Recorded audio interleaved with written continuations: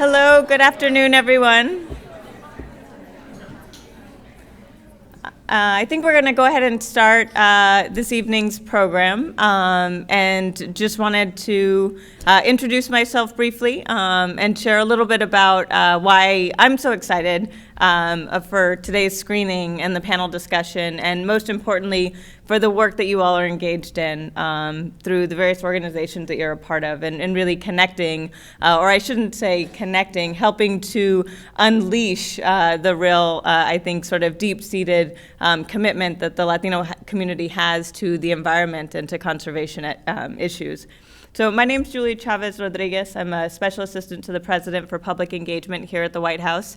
I've been here for 5 years now, so I've had the beautiful opportunity to see, I think, the tremendous impact that we've had across a number of different issue areas.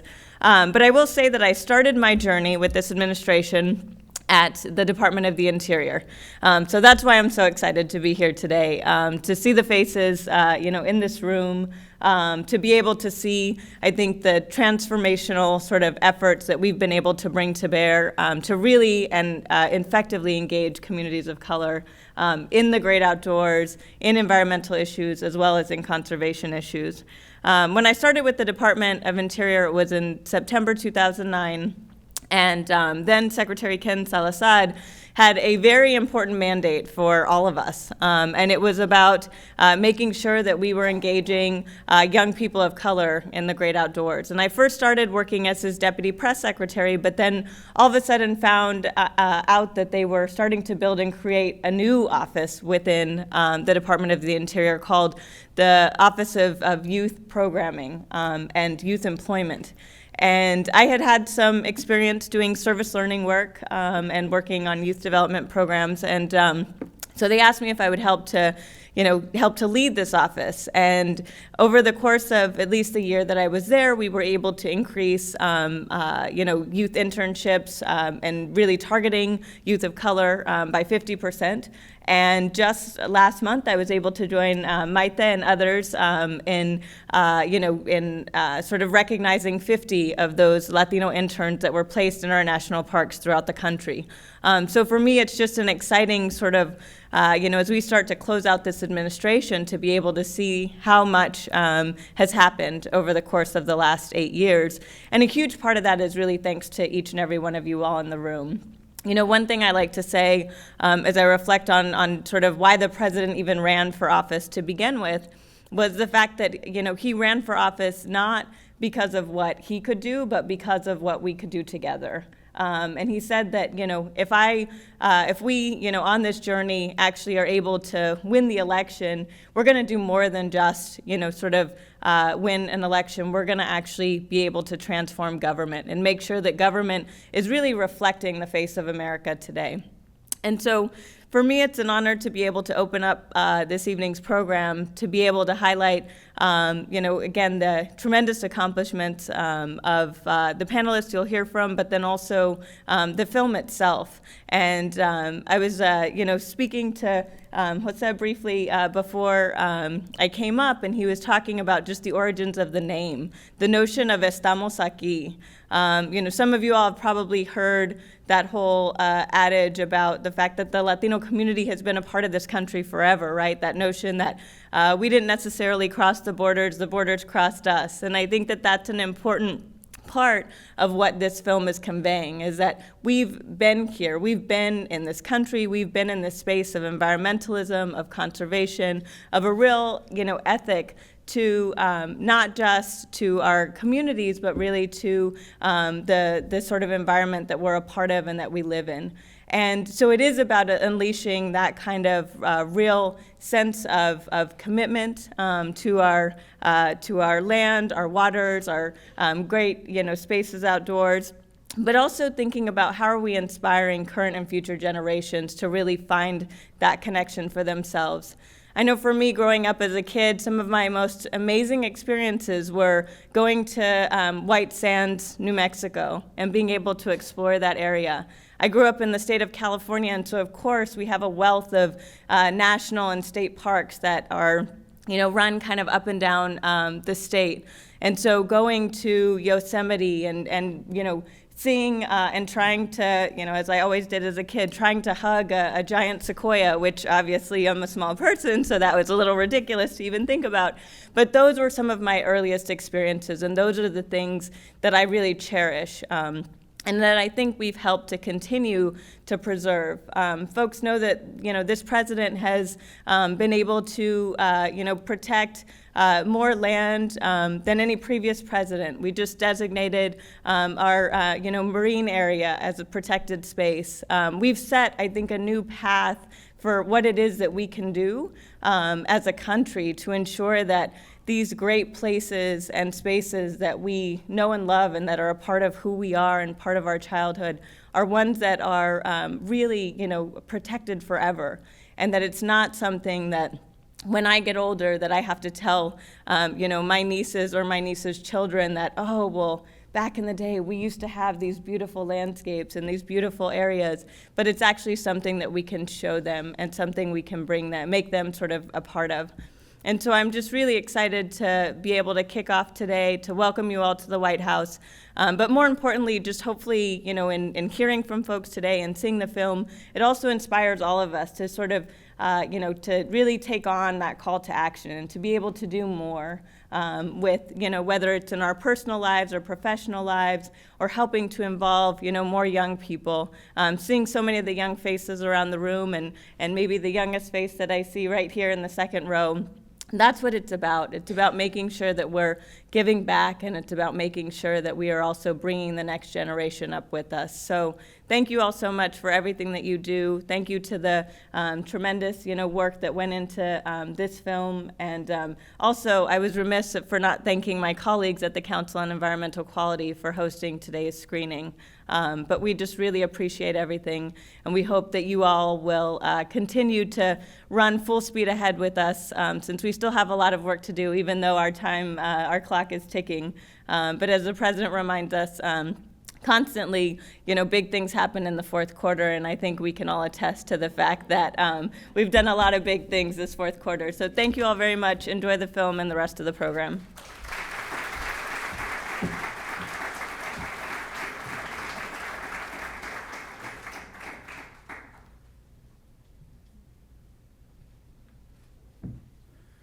Hi, everyone. Good to see all of you. Good to see familiar faces and new faces. Thanks for being here today, and thanks to CEQ for organizing this.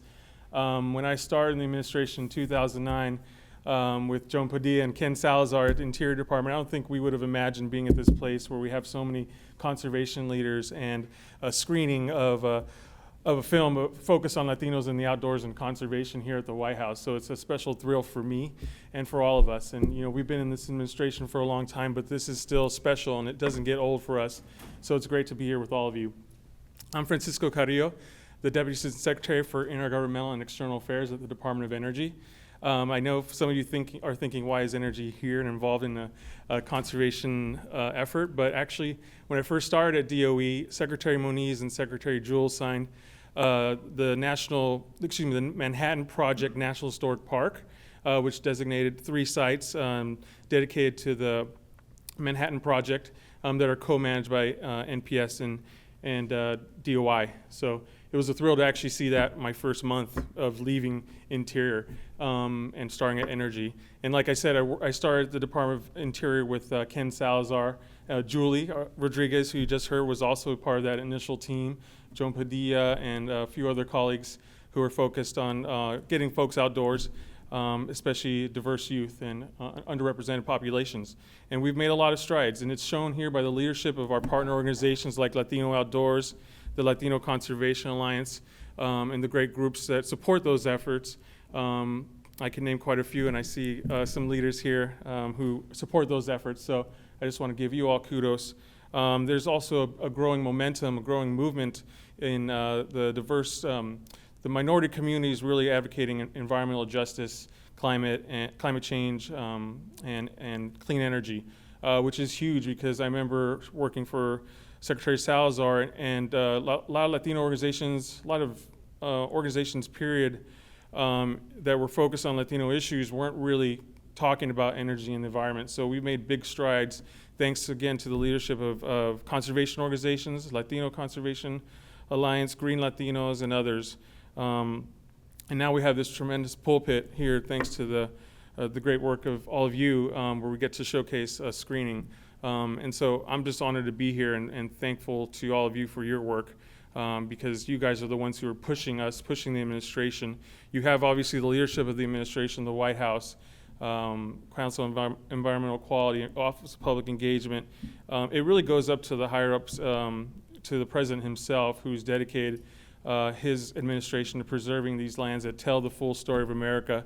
And as you saw recently with the marine monuments he designated, also the Stonewall, National Park dedicated to the LGBT movement, Harriet Tubman recognizing African Americans, and the Cesar Chavez monument recognizing Julie's grandfather and the farm workers movement. So I don't need to take up too much of your time. I do want you guys to know that DOE is focused on building our clean energy future, combating climate change. And Secretary Moniz, along with our administration, other cabinet leaders are focused on that effort. But you all play a key role in advocating for quicker solutions to environmental justice issues and our clean energy future. You guys have the advocacy to really push us, the government, push Congress, and it's showing. It's really working. The fact that the Congressional Hispanic Caucus Institute has had sessions and panel forums on clean energy and healthy parks, healthy Latinos is a real testament to your efforts. And then the National Hispanic Leadership Agenda, traditional civil rights organization and group coalition is now focused, has a whole renewable and clean energy, climate and environmental justice movement. So it's testament to the work, again, that all these organizations from Latino Conservation Alliance, Latino Outdoors, of course, Hispanic Access Foundation, I can name you all. It's really great to be here. And again, the groups that support those efforts, the Conservation Lands Foundation, Outdoor Alliance, you name it. So I just want to thank all of you for your leadership, and I'm really thrilled to be here today, and I hope to enjoy the film with you all. Thank you very much.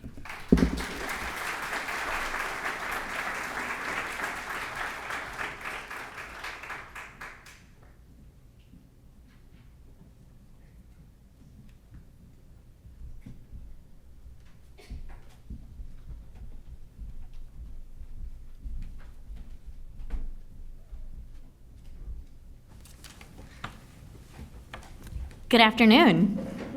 Hello, my name is Janae Magana. I'm with the White House Office of Public Engagement, and I am the person that does the Latino and immigration outreach work here in the building and for President Obama. It's really exciting to be with you here today, and I'm going to help moderate a wonderful panel. I will say that when I was first asked to be part of this panel and to join, I got really, really excited. In fact, Bo called me and my face lit up because this is an issue that's near and dear to my heart. I'm from a small town in Texas on the US-Mexico border called Del Rio, Texas. Has anybody ever heard of Del Rio? Woo, okay, a couple people. So if you've heard of Del Rio, you might know that there's a beautiful area called Amistad National Recreation Area. So this area was just a few minutes away from my household.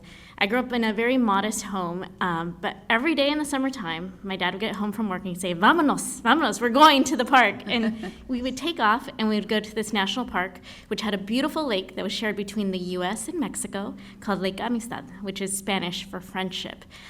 So I have very near and dear memories to my heart of going to this national park, of spending my time hiking around, going swimming. But really, I remember the time with my family, and I remember how much my parents made me love the outdoors. And that's why still, to this day, when I can get out of this building, I try to get out as much as possible. But it was people like my parents and people like Mrs. Overfelt in Del Rio, Texas, who took a classroom of us to Big Bend National Park for the first time to go hike and to go explore, which really opened up my eyes. And so I am so proud of the work that these folks are doing, and I'm about to introduce them. But I know that together we're going to continue to encourage the Latino community to get engaged in sustainability and environmental protection. This month we're also celebrating Hispanic Heritage Month, so it's a great time to really uplift some of these stories.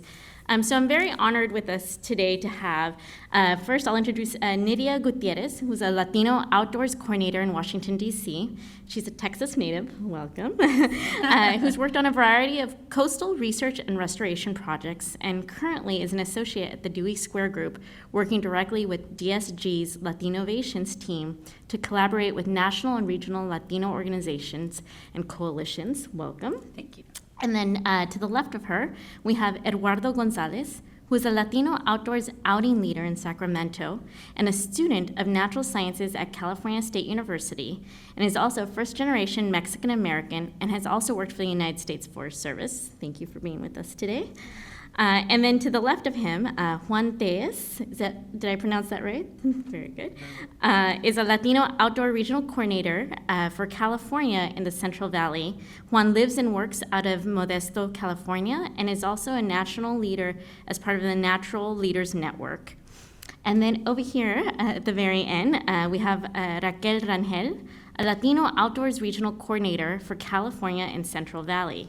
Raquel is a student at California State University, majoring in biological science, and regularly volunteers as well. And so thank you so much. I know each one of you has a little bit of a different background and story, but I think I'm going to start off. We'll start with Raquel, and we'll work our way down for the first question. But tell us, why is this work important to you, and why did you join Latino Outdoors?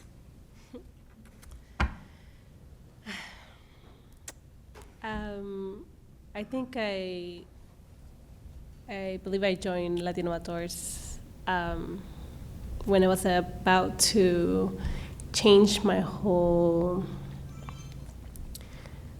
career or whatever it might be. I used to volunteer for like outdoor programs, either nonprofit or banding geese with the U.S. Fish and Wildlife. But I felt like there was something missing there. I felt that I wasn't being accepted or being part of a group. And then it was gonna be like my last term that I was gonna be there, and that's where I met Jose. And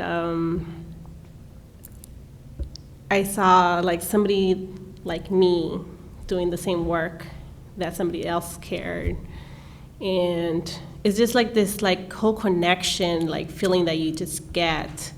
And then somebody else also understands and is going through the same thing of something that it doesn't seem like it's for a Latino person like me to be part of.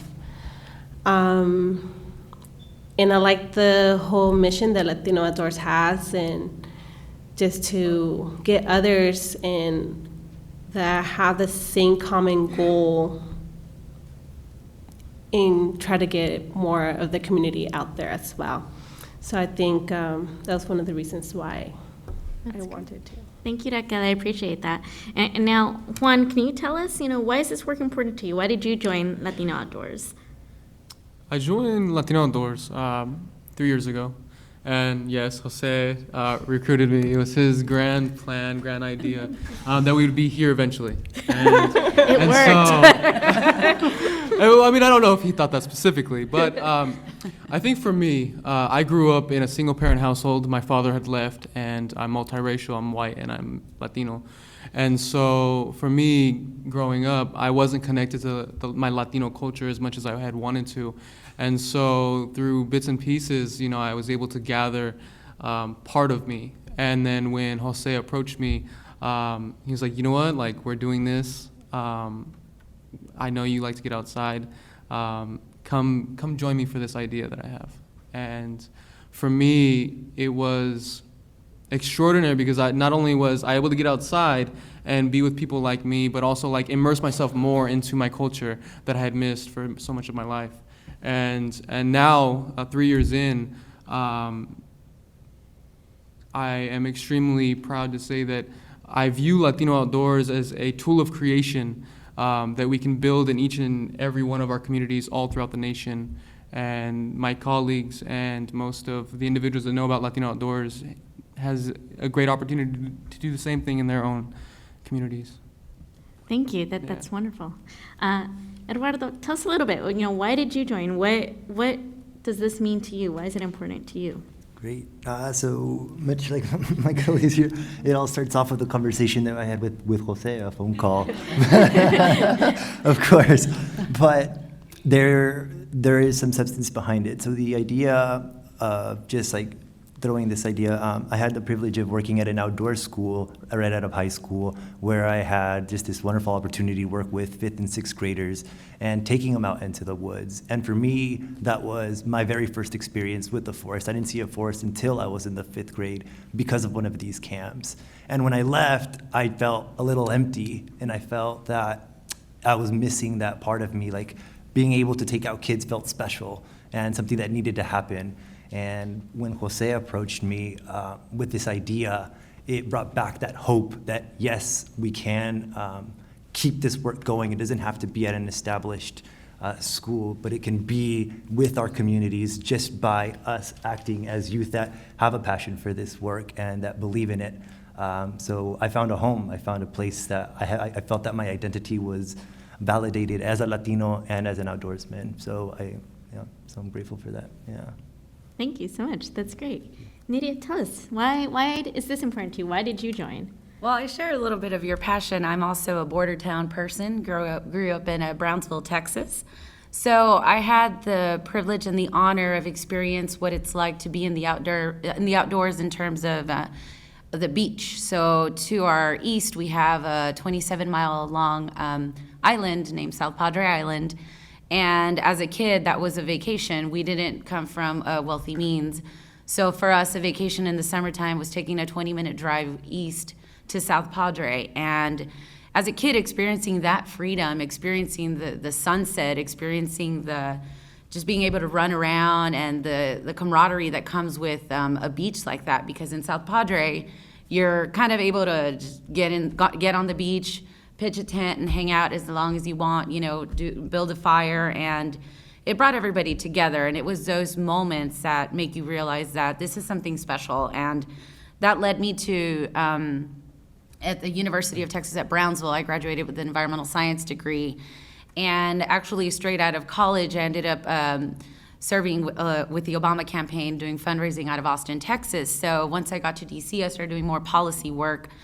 But once I learned more about Latino Outdoors and met some folks from around there, another shout out to Jose, I can't just let that go. But it was one of those experiences that led me to get reconnected to the environmental movement and do things like my colleagues here said on our own without necessarily having a established entity to do so. So it's been an honor. It's been about 1.5 years, and I look forward to seeing what else we can do with this. That's great. Thank you so much. So we're hearing things from inspiring kids, connecting to our community, connecting to our culture, a tool of creation. These are all wonderful things. So thank you so much for sharing that. And of course, the connection to Jose too. So as you've been going through this work, I think all of you have been really great leaders in this area. Can you tell us a little bit about your accomplishments or success in this work? And we can start this way this time and go that way.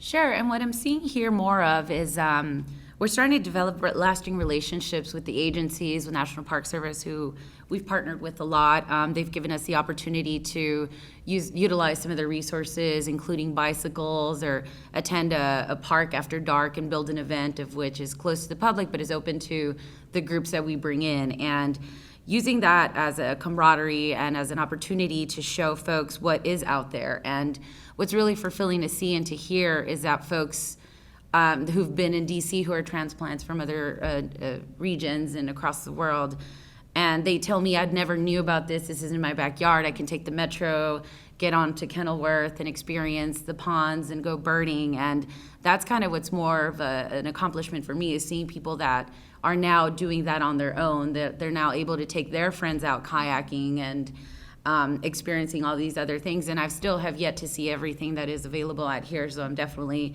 working to be that person to be able to share as much as I can. And that's part of the motivation, is that people just come back and say, oh my God, I need to do this some more. And these are the future stewards of the outdoors, and especially people with young families. Like we said, the kids are where it's at, and if we get more of the the children out there experiencing stuff that I got to experience, which led me to do this kind of work. So it's part. Thank you. That's great. And I'll volunteer if you ever want to take somebody out. Okay. Feel free to take me. Eduardo, tell us a little bit. What are some of the accomplishments or successes that you've seen in your work? Sure. So most of the accomplishments that I see are within the individuals themselves that come out onto our outings. These are people that and kids that usually don't get to go out to the outdoors. And for a lot of them, the first time having these outdoor experiences that wouldn't otherwise happen if it wasn't for individuals like us going out there and getting them out. There's a sense of accomplishment and reward in having a kid that's out there and just like, hey, can I take a picture with you? Because they're just like taking in that moment. And for me, if that memory they can remember, that's an accomplishment in itself. Yeah. That's great. Very beautiful. Thank you. Juan, how about you? What are some of the successes, accomplishments you've seen? I've seen many successes within my colleagues. Their ability to grow and manifest such vigor with the events they do, and also I'm a father, so I think I've seen a huge success in like my interaction with my son. I mean, he has grown and he wants to climb mountains, and I mean, he's a little 5-year-old with the spirit of a tiger, you know, and so I'm also Tigre Senior, so that's the main thing. I mean, the key is to connect people to nature and their culture. And so I've seen huge successes within not only my family, but also my colleagues. Thank you, Juan. Raquel, how about you? I started doing, for Latino Outdoors, I started doing some health walks at a regional park there in Modesto. And it's already going to be my second or third year already doing them. And I remember one day it was raining, and like the parents were kind of like scared because they don't have like the right equipment and whatnot, but I had taken like extra ponchos for the kids, and we ended up doing the walk. And then, and we did, and the kids enjoyed it. At the end of the day, the ponchos did not work since there was a playground, and the kids decided to like run around and go on the slide and all that good stuff. But they really enjoyed it. And then a year after, I get this little girl, 4 years old, comes up to me. We're like finishing a walk, and then she's like, "Hey, Raquel, are we gonna do it again?" And I was like, "Do what again?" And then she's like, "You know, like the other time, like long time ago, that we were walking in the rain, you know?" And I was like, "Sure, do you want to walk in the rain?" And she's like, "Yeah." I was like, "Okay, well, just for you, we'll walk in the rain." But unfortunately, this year, no rain, but it's just like those memories that like it stuck to her, you know? It's like she was 3 when she did the walk. So I think that's like an accomplishment. They're like and it's not like a national park that we went or a state park or anything like that. It's a local park that's right behind their neighborhood, and they barely get to go to it. So I think just making that connection to like something near home. Yeah. And that memory for them. And that memory for the little kid. Yeah. That's great. That's really great. It's wonderful to hear some of the successes that you've had. You know, today we're here at the White House, and from the White House we have the ability to really look at this issue at a more national level too, especially this month as we celebrate Hispanic Heritage Month, and we celebrate the diversity in the Latino community as well. As we think through that, and we'll start over here on this side with Nydia, but how does your work connect to and inform the national discussion and need for change around diversity and inclusion in our public lands? Yeah, and I think it's important to point out the title of the film, Estamos Aquí, we are here in English. And being a part of an organization like Latino Outdoors gives you the opportunity to connect. And what I mean by connect is connect with national organizations, with agencies, and other organizations that are focused on either health or environmental issues, and all these things all come full circle at the end of the day. So even harnessing the power of social media and being available digitally, we've become people who are getting reached out to in terms of, we want to build an event, we want to work with the community. And I'm seeing that a lot more, and I'm getting phone calls and emails of organizations that just want to learn more. And the fact that there's organizations that traditionally aren't as diverse, now they're welcoming and they want to hear more about us, they want to know about our story. And statistically, Latinos, we show that we care about the environment. My grandparent was a farm worker, back in the Cesar Chavez days. So I had the privilege of visiting his farm where they grew sorghum, and this was back when I was 4 years old. This was one of my earliest memories. So being able to have that experience and share it with folks who don't necessarily have that, it's definitely a privilege. And connecting with the national discussion is something that we want to continue doing, things like this, panels, events, and having that platform is something that is a privilege for us to continue the conversation and be plugged in. Thank you so much. And Eduardo, do you want to tell us a little bit about how the work that you're doing is connecting at the national level and helping with diversity as well? Sure. With the work we do, with taking groups out and families out, I think we're helping with the whole movement, like with a wonderful act of every fourth grader in a park. You can give the kid a pass, but I think we're helping by making that link from the families and the kids to the park. So yes, they have that pass, but what's telling you that they're gonna use it? Just because they have it doesn't mean that they're gonna be able to go out there. So being able to bridge that gap between the families within the cities and taking them out to the parks, I think is a huge step that's critical, and that may be missing a bit, but I feel that through our work that we're helping kind of do that. Mm-hmm. That's great. That's great. Thank you so much. And Juan, how about you? National. I really believe that, thinking about a national level awareness, I think it really starts at a community level first. Most times poor individuals can't think past their survival. And for a long time, that was how I identified with my surroundings. Like, I wasn't able to think past, like, providing food on my plate or whatever as a young man. So I really want to say that we need to support our communities in better ways, because there's so much noise before going outside, before you can get outside. When you talk about just policing in our streets or immigration policies, I think those really, on a national level, need to support the communities in a positive way, just so that we can be able to feel comfortable getting outside. Yeah. So I think we help in like making people feel comfortable in the outside and the outdoors, but I really believe that on a national level, we need to be focused on really addressing those key points. That's great, and helpful also for the conversation as we think through here at the White House. And Raquel, how does the work that you're doing connect and inform on the national level as well?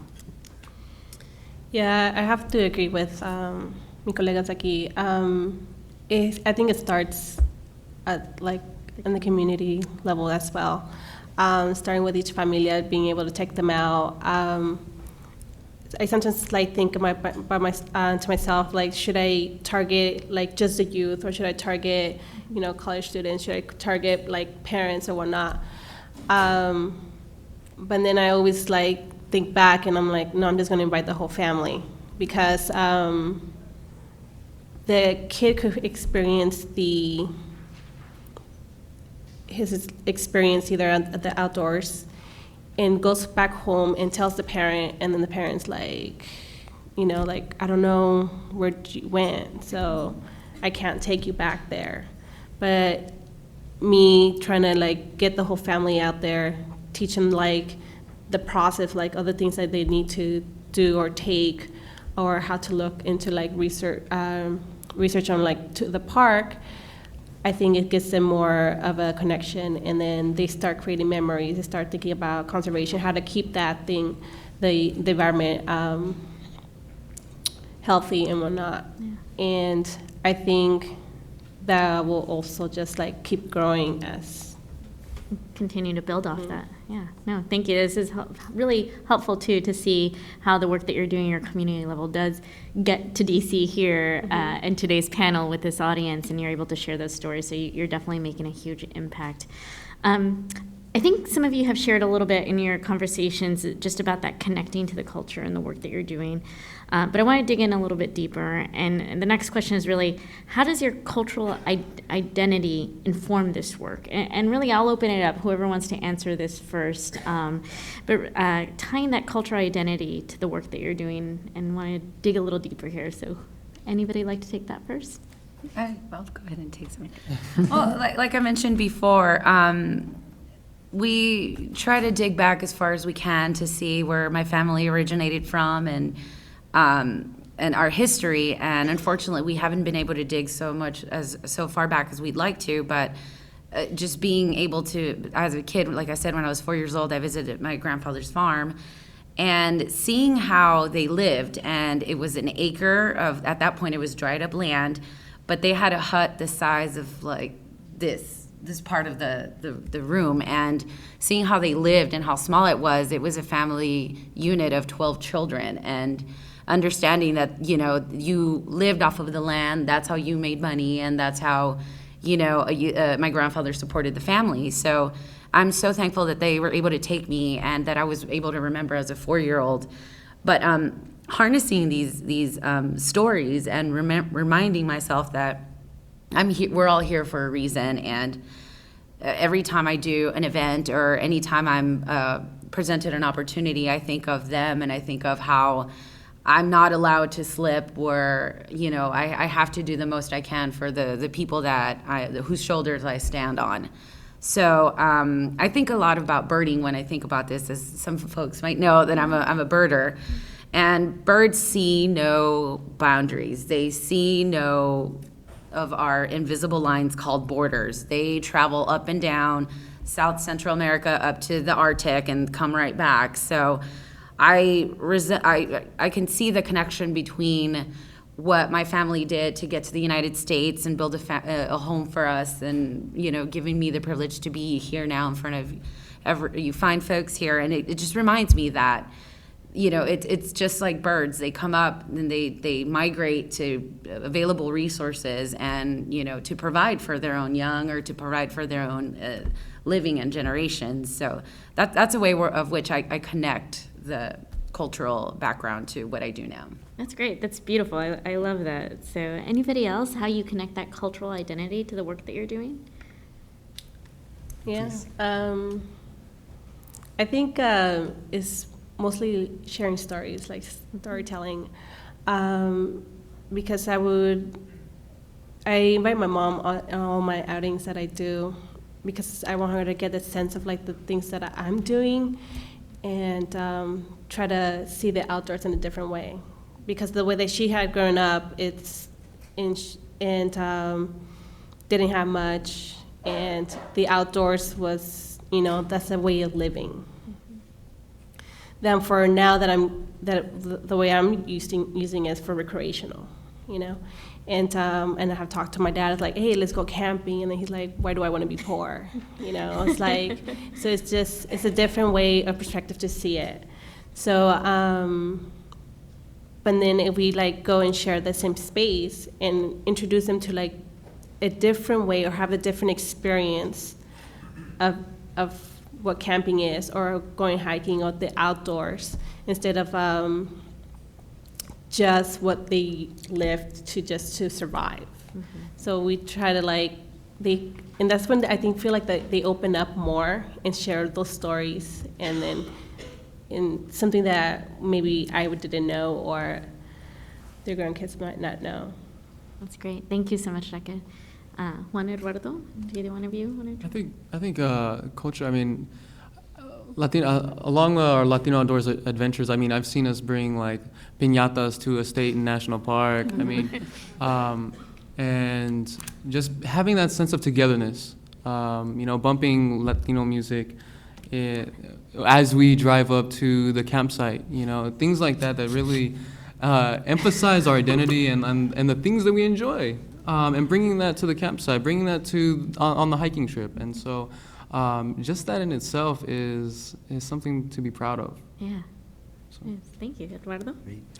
Yeah, so thinking back, so you brought back like Mexico and like those ideas that they come with and whatnot. And sometimes they think, yeah, like, why do I want to go spend the weekend and like in the woods? Like I came from that environment. Yeah. But then I think back, I had the privilege of being able to go back to Mexico just about every summer as a kid, and we would spend it on my grandfather's dairy farm.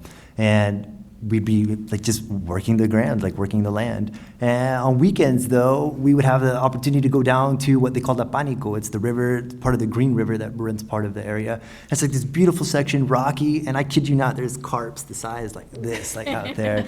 And I remember there's a picture of my tío like just holding it up. It's like, it's pretty awesome. But anyway, the point I'm saying is that these families come over, and my family is like, you come over here, and then it's just like, oh, let's go to the river. It's like, no, I don't want to. But why not? Like, if you bring them back, if you bring up the memory of like a Pánico, it's like, oh yeah, like a Pánico was really nice. Like, well, what's the difference between a Pánico and the Sacramento River? Like, we have places that can take you back to that and bring you back to your own memories of that culture that you spent like in your time there. And like reflecting on our visit, we actually had also the wonderful opportunity to go to the Arboretum here in DC.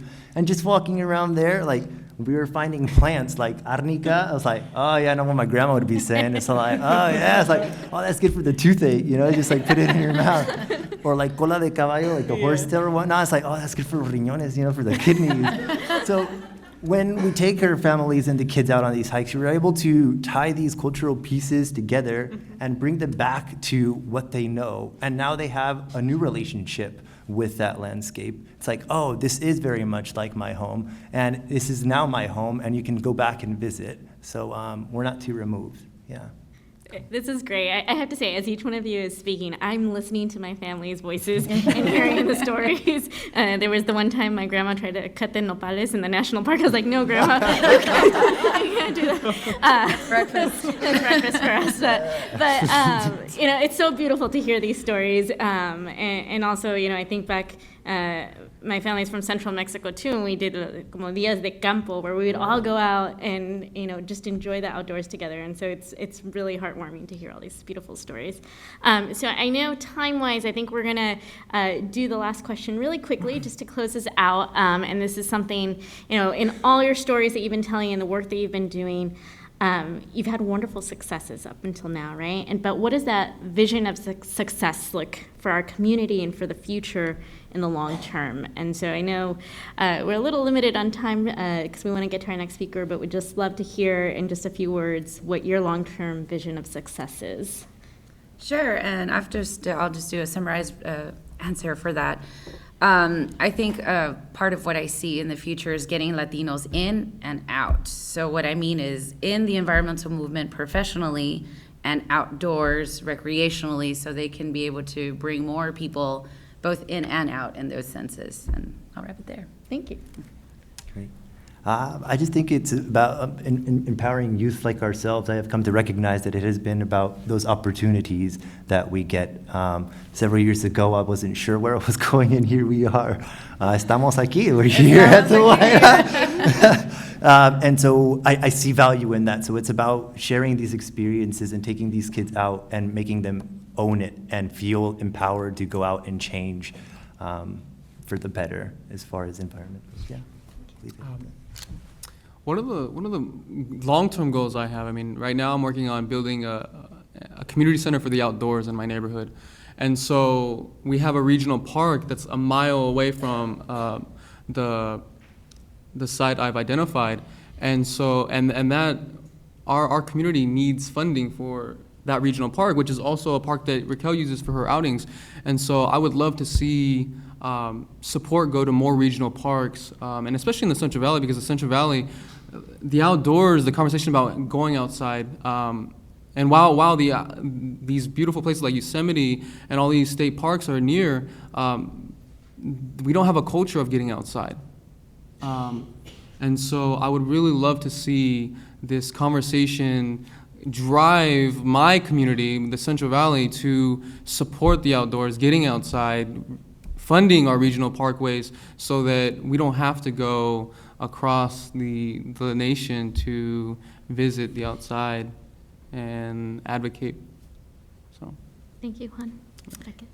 Yeah, I agree with Juan a lot, and yeah, to expand or expose the parks that are within our cities. A lot of people, even just here, I had somebody like, oh, I don't even know where to go outside here in DC. I'm like, I went to I'm gonna say this really wrong, Arboretum? Yes, Never. thank you. And there's right there, there's so many hikes that you could like take people there, or just around the park here by the mall, the Capitol Mall. There's so many places that you could go within a city.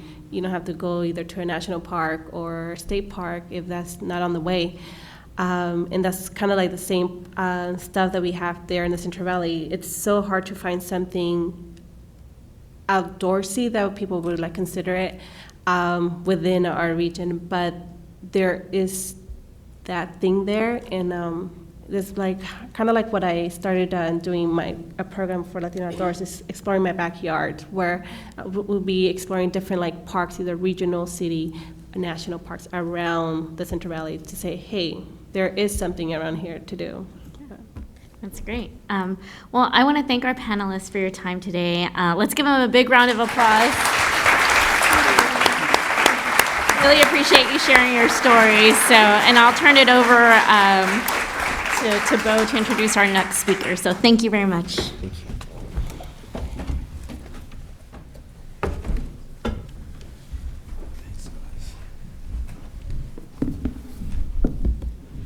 Hey guys, thank you so much for coming out here, and if we can get another round of applause for our panelists. And thank you, Janae, so much for moderating the panel. I really appreciate it. My name is Bo Machayo. I'm in the Office of Public Engagement here for the White House Council on Environmental Quality. So on behalf of Christy Goldfuss, the Managing Director, I want to say thank you so much for coming here and joining us today for this film screening of Estamos Aquí. I can remember it like it was yesterday that Jose came to me and said, hey, I think we should do this. And after watching the short film, I was more than convinced that this was something that we needed to do. This greater story of connecting our public lands to the entire story of the United States. My mom is from Uganda and my dad is from Kenya. So growing outdoors also, like many of people have said who've come before me, has been a huge part of my life. Having to work here under the president has been one of the biggest honors that I've ever had. And it's great to see leaders across agencies and across the United States, like Deputy Secretary Michael Connor, who leads the Department of Interior. He leads the initiative with Secretary Sally Jewell to really connect that's the larger story of what the president always talks about connecting our lands, making them tell the whole story of the United States and not just part of it. He also is key in implementing the department's land buyback program, which has really moved leaps and bounds since his leadership. Also, something that is not too common in this town, he was okayed by Congress and confirmed by Congress without any opposition. So something must be really great about him. So without further ado, here's Deputy Secretary Michael Connor.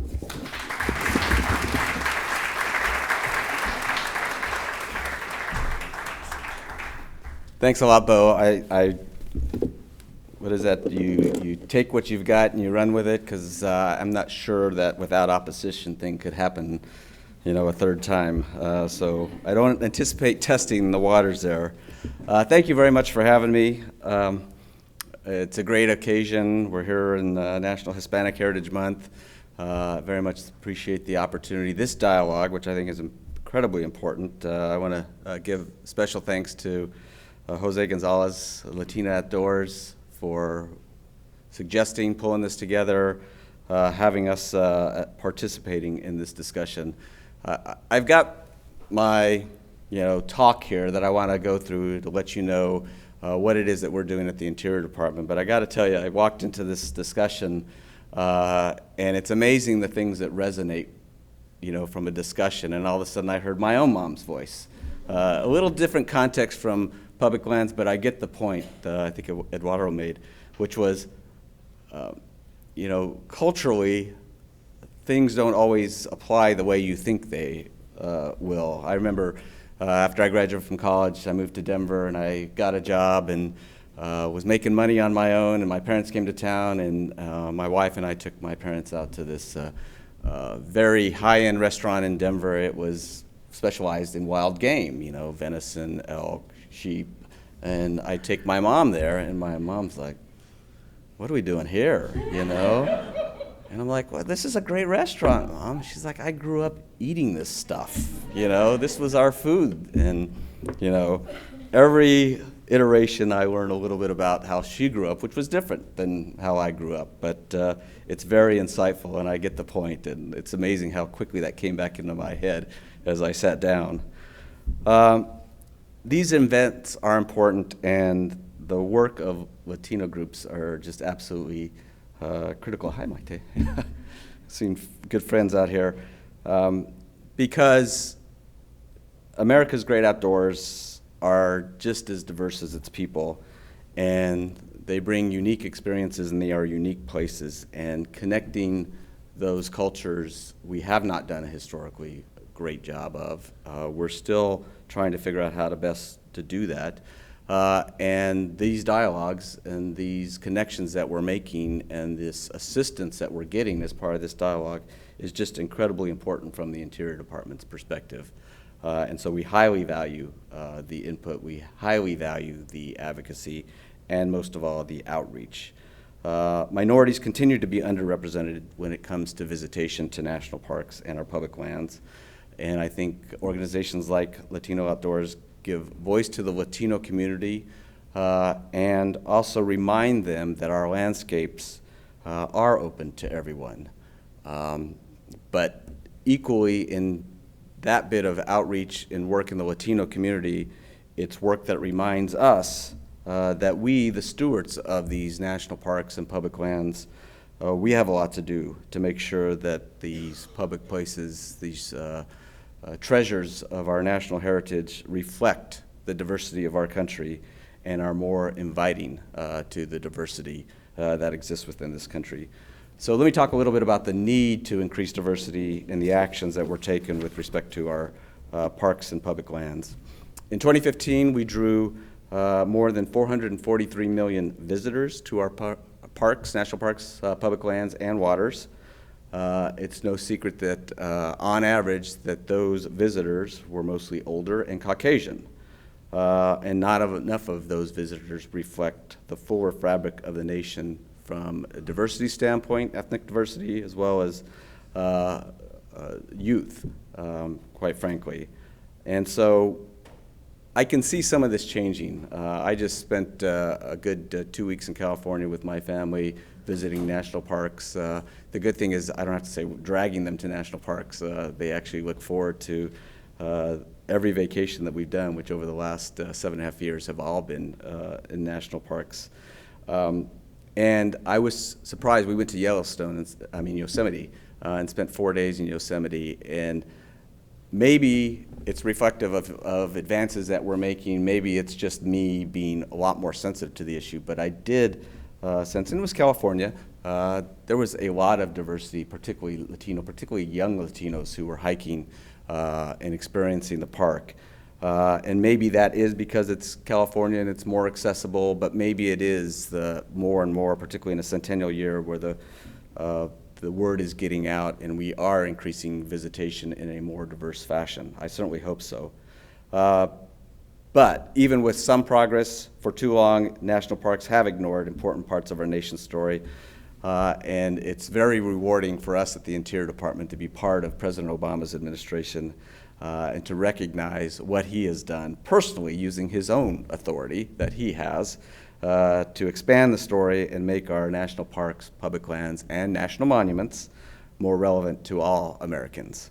And so at the Interior Department, we are trying to follow the President's leadership and do our part on focusing on making sure we are telling a more diverse story about America. especially through the National Park Service, which is our nation's storyteller. And I'm probably going to use up more time than I'm allotted through these stories. But I have a great story about being in Mexico City in 2010 with Secretary Salazar. We were there to sign one of our very historic agreements with Mexico on Colorado River management. And the secretary, well, first he leans over to me, he says, my Spanish isn't that good. Should I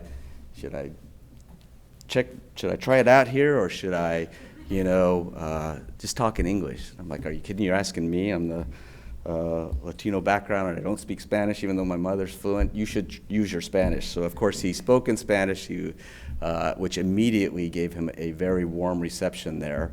And then he just started talking about the Interior Department, and he relayed the story how part of him was offended that when he was growing up, he kept hearing this story about how his ancestors landed at Plymouth Rock. And from his own knowledge, no, they did not. They came up through Mexico and settled in northern New Mexico and then the San Luis Valley in Colorado. So you can imagine we're in Mexico City with a bunch of leadership of the Mexican government. He's relaying this story. And he was, to the extent he wasn't before, it was rock star status immediately. And we had a great next 48 hours as he was celebrated. But it's something that he held very firm views on and thought dearly. And the best part is that Secretary Jewell feels just as strongly and has continued that approach. So early on in this administration, the National Park Service commissioned a Latino Heritage theme study to identify historic places and to opportunities to protect and recognize and preserve them to help tell that story for the Latino community. The study has a number of areas and a lot of historical information related to it, in addition to looking at specific places that tell the story of the Latino culture in the United States. We now have places like Cesar Chavez National Monument that help tell that story, a portion of that story, and we're very proud to manage that. But it also, that information helps us to diversify our interpretation of our existing parks and adds to that story and adds to what we can do. Every park has many stories. They're not all just preserving wonderful, spectacular landscapes. People of all different backgrounds have come through those landscapes. And these theme studies will help us not only add to the number of places that we look at protecting and preserving, but also telling those stories in a more robust way. I would also say the Department of Interior is recognizing that our newest citizens, and I think this is pretty important given today's dialogue, political dialogue, our newest citizens add to our story of diversity, and they bring with them unique experiences to our public lands. As part of the commemoration week activities that we did a few weeks ago at the end of August, commemorating the specific week of the 100th anniversary of the national parks, Secretary Jewell was crisscrossing across the country, and I was doing like a mini tour. But part of what I did was participate in a naturalization ceremony at Fort McHenry National Monument in Baltimore. 25 new citizens who were welcomed and sworn in at a national park location. It's a partnership that we've had with the Naturalization Service, and it's one where we're doing 100 ceremonies across the country this year. Our public lands and national parks will continue to thrive only if all Americans of all backgrounds care deeply about them. And it was clear that in that setting, these newest citizens, that was what we discussed about their responsibilities as citizens, as well as celebrating that they had become citizens, and how doing that ceremony in a national park reflected their responsibilities to advocate and help protect these precious places as they were now owners of these public lands.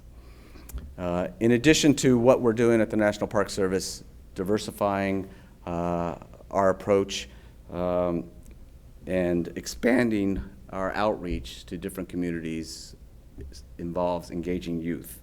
It's incredibly important to diversify and support interest in advocacy, ultimately to create that next generation of stewards of our public lands. Last month I traveled as part of that same week to Atlanta. That was the farthest destination I went out to. I spent the day with a Hope Crew, which is hands-on preservation experience. It's a partnership with the National Historic Preservation Association. They have developed these Hope Crews, and of course they are doing wonderful work in helping us preserve and protect our historic cultural sites that exist down there at Martin Luther King National Historic Site. I got to paint a house with a number of those youth, and it was indicative of everything that we're trying to accomplish. It gave them hands-on experience, good practical experience. 3 of the young ladies were starting a business as a result of that experience, and a number of them had come to realize how important these national parks are to telling their story. The talk I gave at the celebration ceremony was all about using the parks to promote the diversity that exists in our country and do a better job of it.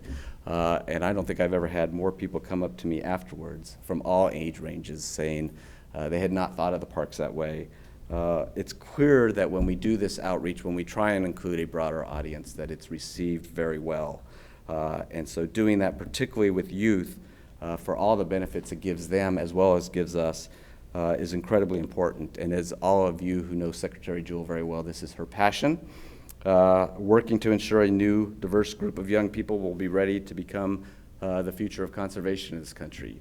Through the work we're doing with 21 CSC, her Play, Learn, Serve, Work agenda, our 50 Cities initiative, and of course the Every Kid in the Park initiative, which we started in celebration of the centennial, but we are determined to include throughout the years. Through these partnerships and these various groups, we are creating employment, career development opportunities for young people, and we are hoping to attract them to a lifetime of conservation work.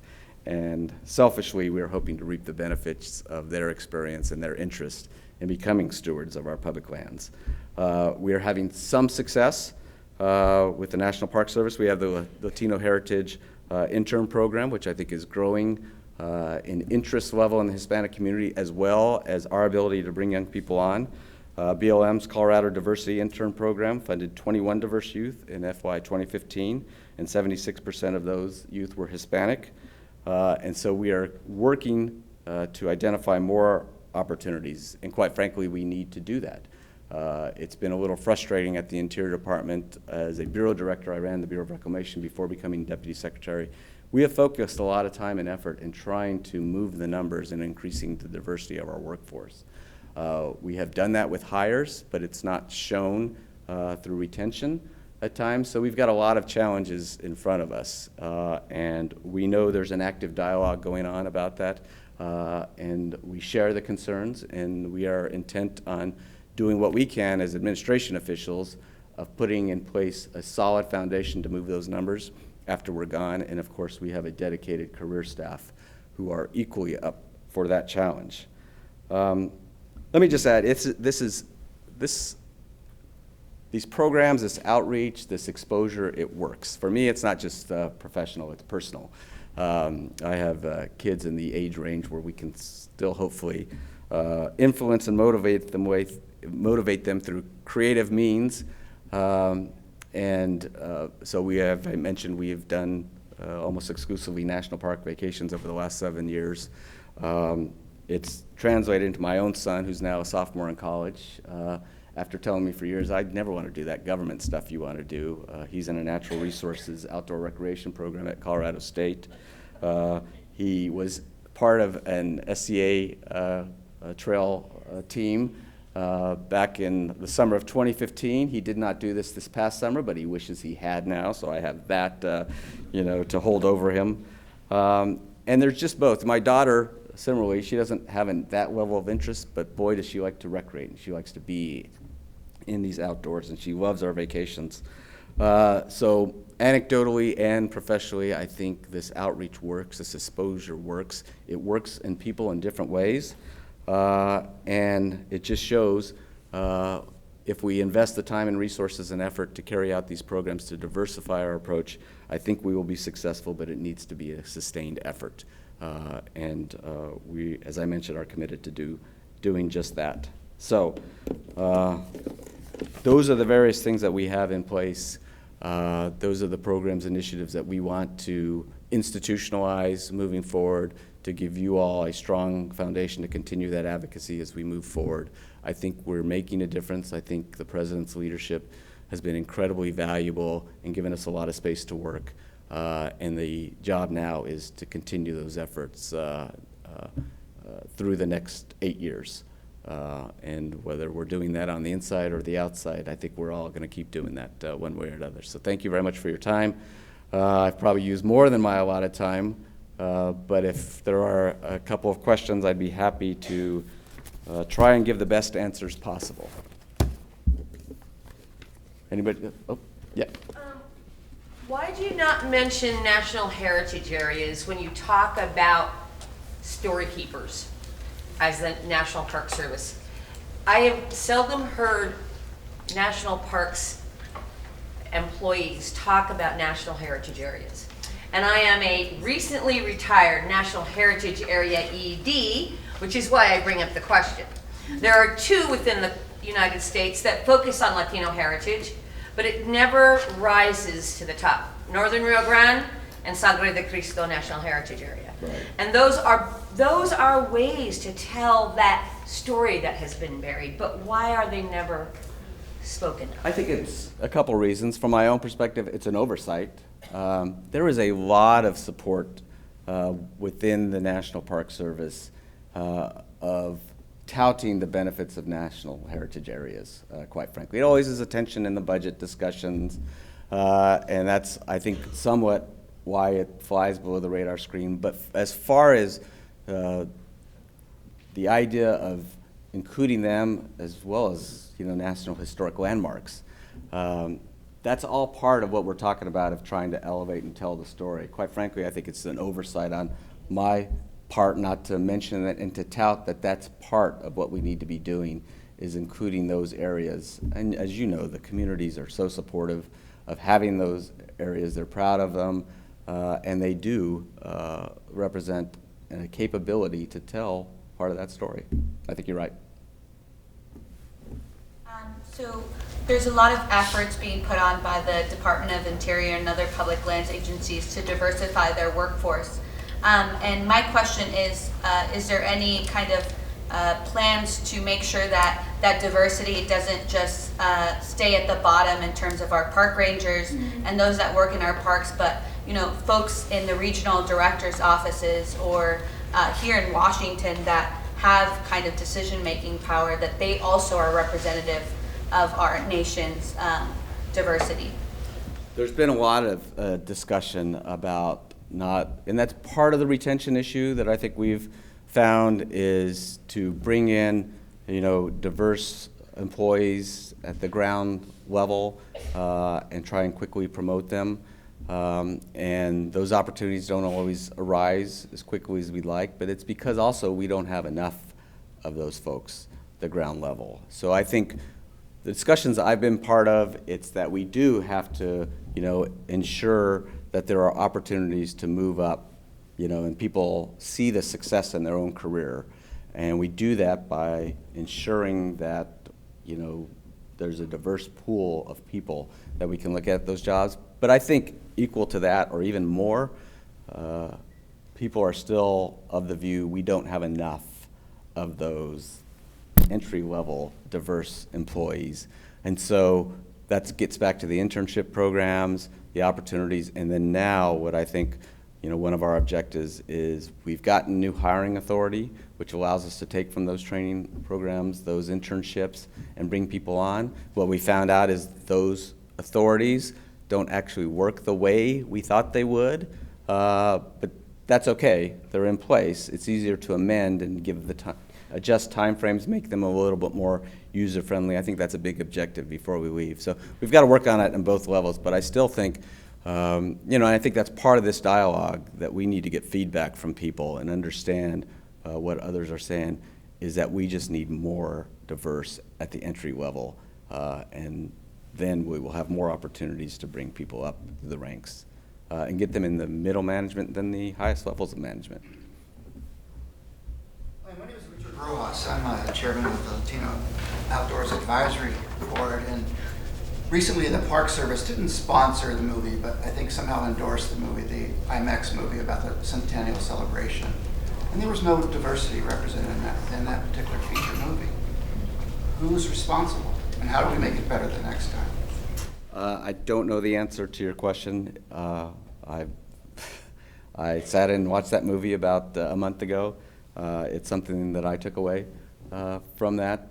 So I think it's a lost opportunity. I really don't understand our role in that, but I'm sure it was, and we were associated with that, and it certainly helps tell the centennial story. That's something I should follow up on. I appreciate you raising the point. Yep. Yes, sir. My question is, in terms of some of the noise that keeps people, and especially Latinos, from going outdoors, is the fear of deportation. And so how can we work together to create a safe environment in these public lands without that fear kind of a badge of a public figure? How can we make it a safe space? I think, and I've heard that, just any badge represents risk and challenge. I think, there are probably some specific ways to do that, but I think overall it's making the parks more inviting, making it understood that they are representative of all Americans, that they're welcoming of all Americans, and that they are safe places to be, because the idea is to give positive, good experiences, and there's not risk to that. So there's a lot of outreach and education that needs to be done about what the parks are, because as you know, there's not a risk of deportation from people going to parks. But it's part of the outreach that we need to be doing to make it sure that people understand there is no risk, and they're welcoming. There's places that we want you to bring your family, that we want you to experience, that we want you to enjoy, and we want to see you to be able to see where it's appropriate, which is in most places that your culture is represented, that there's part of your story there that should be of interest, as well as just the ability to enjoy the great outdoors in a lot of places. Oh, Denise. Hi. Some of you know me. I'm Denise Ryan. I'm Deputy Director of the National Park Service, and I was just here planning to enjoy the film, but since the gentleman brought up the question about the IMAX film, thought I would share what I know, and that is that the film was created by the Department of Commerce, Brand USA, to be used as a marketing tool for international tourists to come to America. So some of us in the director's office saw some of the early screenings of the film, and I can tell you that the diversity representation in the first few screenings was even worse than what you saw, and we were very disappointed with it too, and the message that it conveyed. So I think there's more follow-up that could be done in the future on that, but we were disappointed with that outcome as well, and thank you for mentioning that. Thanks a lot for clarifying what our role was with respect to that. So it's less than I thought, but that doesn't mean there's not a need to follow up, quite frankly. To be respectful, we're guests here today. It's like I couldn't think of anything negative I wanted to share. But I've taken away from that movie, and I've heard from so many in the community, is as an agency, as the National Park Service, as an agency, we're celebrating the centennial. That's all of our legacy. That's all of our heritage. Why were we not included as a community? So I'm the messenger today. So again, thank you for hosting, and we're very honored to be No, absolutely. Thank you for coming. And quite frankly, this is I hope this is the perception from the Latino community, that we're friends, we're trying to advance interests, that we have some good ways to do that, and that means friends can have honest conversations with each other. And it's not regarded in any way, shape, or form as disrespectful at all, and I didn't take it that way. It's a good topic of dialogue, quite frankly. Mr. Connor, my name is Alex Romero. I'm the superintendent for the George Washington Memorial Parkway, and I was also the superintendent at National Capital Parks East. I'm one of the senior managers in the National Capital Region, so as a Latino, I would like to say New Yorican, born in New York. I struggle with creating those environments. I've had open houses. I've had public engagement with Latino communities. And as much as I struggle, I still can't get them through my doors. I've done interviews with the local papers. I've gone on radio. I've done press releases. The most recent thing that I've done with the director a few years ago was through the White House. I had some Latino leaders come around the table to see what we could do a little differently to provide these experiences. And it's still a daunting task. So I think through Jose and Mate and some other groups, we are engaging, but I could talk Spanglish, I could talk Spanish, I could talk English. It's just a struggle that I have as a leader in the National Capital Region to get folks in my doors, through the doors. So I think it's just more of a statement. We're trying, but it's difficult. I just wanted to throw that out. No, that's good, helpful information to have. I think that's the value that we see. There are a number of Latino organizations now, and I think the more the better, because each one presents an opportunity to access, maybe different parts of the community, or maybe several ways into some same elements. And as we know, with affecting change, a lot of it takes time. I would hope, and it's part of the discussion we have, are we seeing at least some, that's been the frustration with the diversity of the workforce. It really, seeing some numbers at times and thinking it's not been set aside, where we've been actively working on it and thinking, okay, this is the next step. It's a little bit frustrating, so I think we need to keep looking at, where we've gone down a path that we thought were going to be successful. Let's do the analysis. Why wasn't it? And try a different avenue, a different door. There's challenges, and we need help from external organizations that we can partner up with and try and collectively make progress. Am I standing? I think I'm definitely standing in the way of a screening, which is why everybody came here in the first place.